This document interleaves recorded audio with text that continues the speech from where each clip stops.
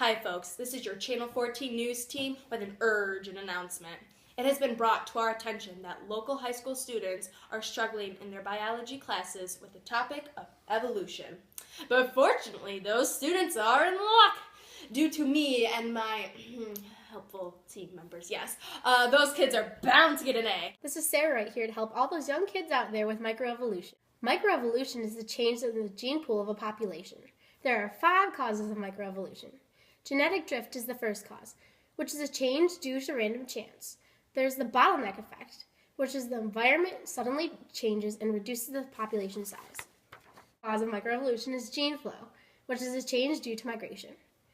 The next cause is mutation, which is a random change in organism's DNA/gene pool, and it introduces a new allele or gene. Then there's non-random mating, and mates are not randomly chosen. The last is natural selection. Nature decides the fate of the populations by favoring one allele over another. An example of genetic drift, the bottleneck effect, which is a sudden change in environment that drastically reduces the size of a population. Earthquake! I'm all alone.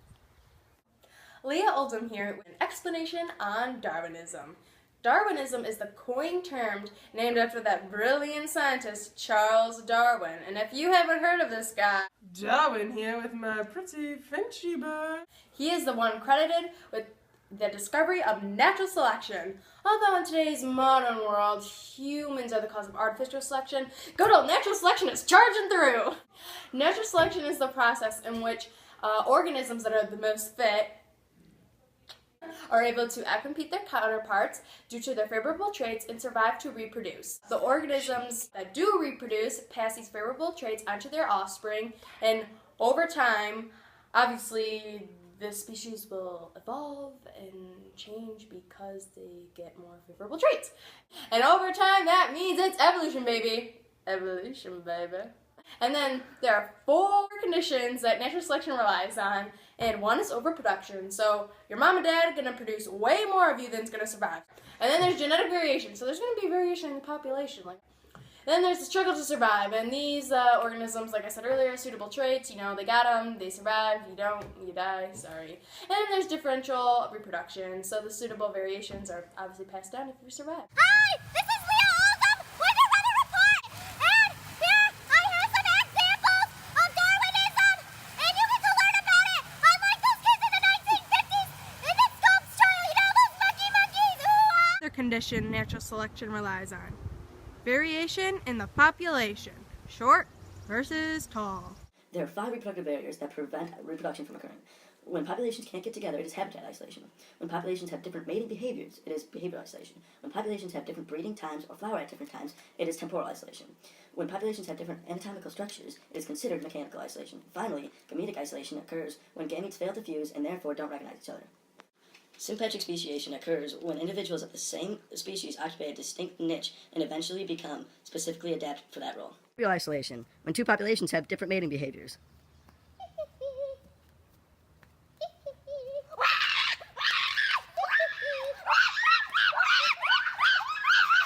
Wow, that escalated quickly. Here are more examples of reproductive barriers of speciation. Here's habitat isolation. These 2 populations can't get together, therefore they cannot mate due to the barrier. Romeo, wherefore art thou, Romeo? He's mine! Elise Dietz here with an explanation on some evidence of evolution. We know evolution has occurred based on the following 6 things, and we are here to help those students at Walled Lake Northern. Alright, so the first thing that helps with the theory of evolution is the fossil records. Fossil records show the transition from one species to another and their origin of new physical features. These are homologous structures, analogous structures, and vestigial structures. The third thing that helps to prove the theory of evolution is comparative biochemistry. Comparative biochemistry is similar biochemistry between different organisms. The more similar equals the more related. So on the cladograms that you guys have to do in class, the more related ones are closer together with the branches. Okay, the fourth thing that helps with the theory of evolution is the comparative embryology. Comparative embryology can tell certain organisms evolved from a common ancestor with similar stages of embryonic development. An example of the similar stages of embryonic development would be like The fish and humans both start off developing, and they both have gill slits, but later on in development, embryos differentiate, so the humans no longer have gill slits and they become something else. The fifth thing that proves the theory of evolution is molecular biology, is when certain organisms share large amounts of similar DNA. For example, me and Tyler have no similar DNA, so we are not similar organisms. And the sixth thing is biogeography. An example of biogeography is Pangea. Pangea, that all continents were together at one point and that the separation caused animals to separate onto different continents and to evolve and differentiate in different ways. Police teacher with some breaking news. We have found the rock that shows the link between humans and primates. Look at it, guys. I mean, just look at this evolutionary fossil record.